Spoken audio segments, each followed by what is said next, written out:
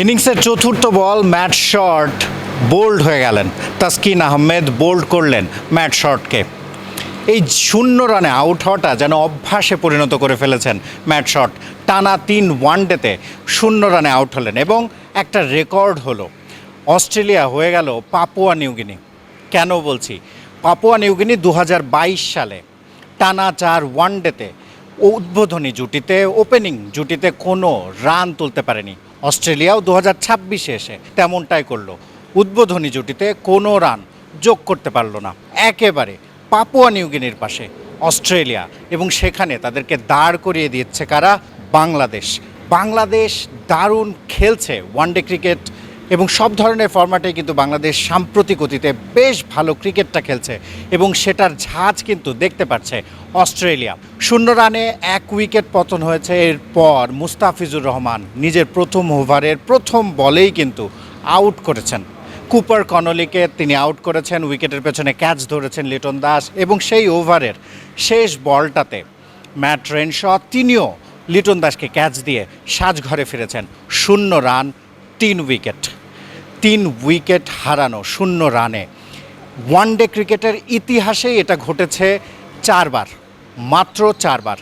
এবং এর আগে সর্বশেষ যেটা ঘটেছিল সেটা 2003 সালে, সেখানেও ইনভলভ ছিল বাংলাদেশ, তবে সেখানে রিসিভিং এন্ডে। বাংলাদেশ দলকে 0 রানে 3 উইকেটের দলে পরিণত করেছিলেন চামিন্দা ভাস, করেছিলেন হ্যাট্রিক 2003 বিশ্বকাপে। এরপর 23 বছর পর আবারও কোনো একটা দল ওয়ানডেতে 0 রানে 3 উইকেট হারালো, এবং সেটা বাংলাদেশের এগেনস্টে অস্ট্রেলিয়া, মাইটি অস্ট্রেলিয়া। এবং অস্ট্রেলিয়া কিন্তু আজকে রান তুলতে হিমশিম খাচ্ছিল শুরুর দিকে, এবং তারা প্রথম যে রান স্কোরবোর্ডে জমা করেছে সেটা কিন্তু অতিরিক্ত সূত্র পাওয়া। নো বল হয়েছিল, সেখান থেকেই অস্ট্রেলিয়ার স্কোরবোর্ডটা সচল হওয়া শুরু করেছে।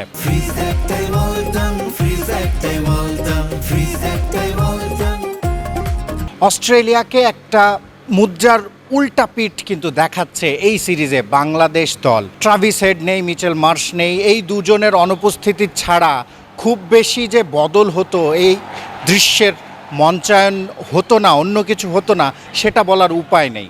বাংলাদেশ দল সাম্প্রতিক সময়ে যে ক্রিকেটটা খেলছে, তারা যে দাপট দেখিয়ে ক্রিকেটটা খেলছে, ভয়ডরহীন ক্রিকেট খেলছে, সেটা কিন্তু অস্ট্রেলিয়া খুব ভালোভাবেই টের পাচ্ছে। এবং এর আগে 2021 সালে যখন ঘরের মাটিতে এই মিরপুরে টি-20 সিরিজে বাংলাদেশ দল জিতেছিল, তখন উইকেট নিয়ে অনেক সমালোচনা হয়েছিল। Spinning track, slow rank Turner, সেটা নিয়ে কিন্তু অনেক কথা হয়েছিল। তবে এবার কি সেসব বলার উপায় আছে? বাংলাদেশের উইকেটগুলো নিচ্ছেন কারা? পেসাররা, সিমাররা। নাহিদ রানা আসতে না আসতেই 4 উইকেট হারিয়ে ফেলা অস্ট্রেলিয়া, মাইটি অস্ট্রেলিয়া, তারা কিন্তু দেখতে পাচ্ছে বাংলাদেশ দল বদলে গেছে, আর তাদেরকে বদলে দেওয়ার কাজটা করছেন কিন্তু গতি তারকারা, পেসাররা, সিমাররা। মুস্তাফিজুর রহমান তিনি নিজের পিক ফর্মে রয়েছেন। তাসকিন আহমেদ তিনি শুরুটা করে দিচ্ছেন দারুণভাবে, শুরুর ওভারেই উইকেট তুলে নেওয়া একটা অভ্যাসে পরিণত করে ফেলেছেন, এবং যখন নাহিদ রানা আসছে গতি দিয়ে ভড়কে দিচ্ছেন অস্ট্রেলিয়ার ব্যাটারদের। আজও কি তেমনটা হবে সেটা সময় বলে দিবে। তবে বাংলাদেশ দল যেভাবে শুরু করেছে, অস্ট্রেলিয়াকে পাপুয়া নিউগিনির পর্যায়ে নামিয়ে এনেছে, সেটার জন্য তারা তো বাহবা পেতেই পারে। শিহাব হাসান খান, ক্রিকেট 97, মিরপুর, ঢাকা।